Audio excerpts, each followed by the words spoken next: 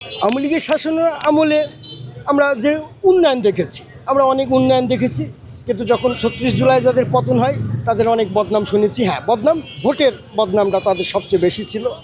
কিন্তু এখন আমরা নিজেরা জনগণ আমরা তো অবশ্যই আশাবাদী আগামীতে একটা সুন্দর সুশৃঙ্খল রাষ্ট্র ব্যবস্থা আসবে, যারা দেশকে অনেক ঊর্ধ্বে নিয়ে যাবে।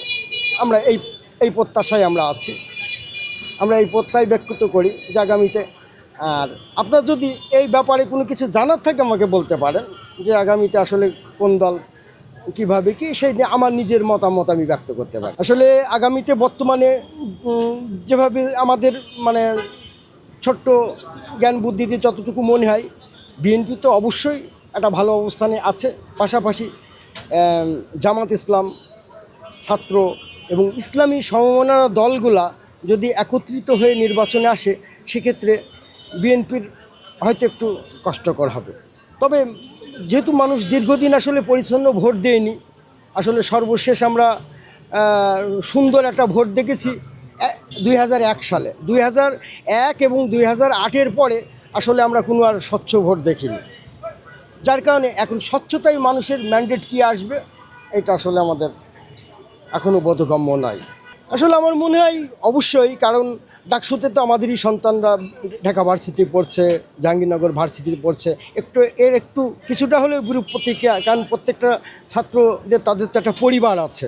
কারণ এখানে যদি জামাত ইসলাম এই যে ডাকসুতে সাদিক কাইম, ফরহাদ এরা জয়লাভ করেছে, জাহাঙ্গীরনগরে জিতু স্বতন্ত্র থেকে এবং বাকিটা সব শিবির প্যানেল থেকে জয়ী হয়েছে। অবশ্যই এই যে সন্তানরা, আমাদের যে সন্তানরা এই ভার্সিটিগুলোয় লেখাপড়া করছে, তাদের একটা পরিবার আছে, তাদের বাবা আছে, মা আছে, ভাই আছে, আত্মীয় স্বজন আছে।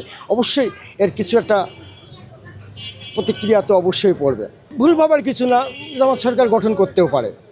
কারণ আসলে এই নির্বাচনের আগ পর্যন্ত সবার আসলে চলাফেরা মানুষ কিন্তু এখন মানুষ আমরা রাজধানী, আমরা আমাদের মফস্বল ছেড়ে আমরা যখন রাজধানীতে বাস করছি, এখানে দেখছি মানুষ তো এখন অনেক শিক্ষিত, সবাই দেখছে আসলে কারা ভালো।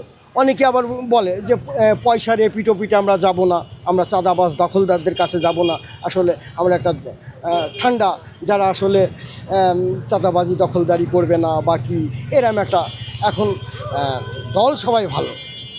তারপরেও জামাত যে আগামীতে রাষ্ট্র ক্ষমতায় আসবে না, এটা কিন্তু উড়িয়ে দেওয়ার অবকাশ নাই। আমি ব্যক্তিগতভাবে আগামীতে রাষ্ট্রনায়ক হিসাবে জনাব তারেক রহমানকে চাই, বিএনপিকেই চাই যে আগামীতে বিএনপি রাষ্ট্র ক্ষমতায় আসুক, এটা আমি নিজে ব্যক্তিগতভাবে চাই।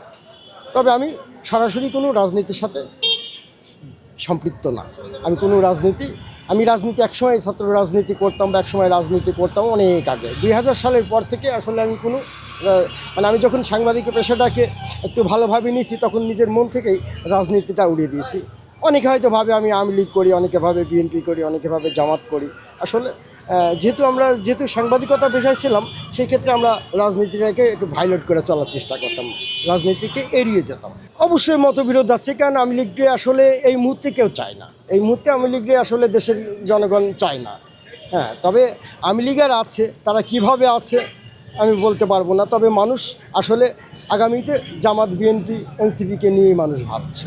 আসলে এগুলো একটু শুনতে খারাপ লাগে, কারণ আমরা যখন একটা বড় একটা দল রাষ্ট্র থেকে বিচ্ছিন্ন হয়ে গেল, তখন কিন্তু স্বাভাবিক আমরা সাধারণ মানুষ যারা আমরা হয়তো বিএনপির উপর একটা আস্থা রেখেছিলাম, কিন্তু এইসব ঘটনাগুলোকে আমাদেরকে ব্যথিত করে। আমরা অবশ্যই একটু আমাদেরও মনের ভিতরে তখন সংশয় যে আমরা কী করবো আগামীতে জাতীয় নির্বাচনে, আমরা আসলে ভোটটা বিএনপিকে দেবো না জামাতকে দেবো।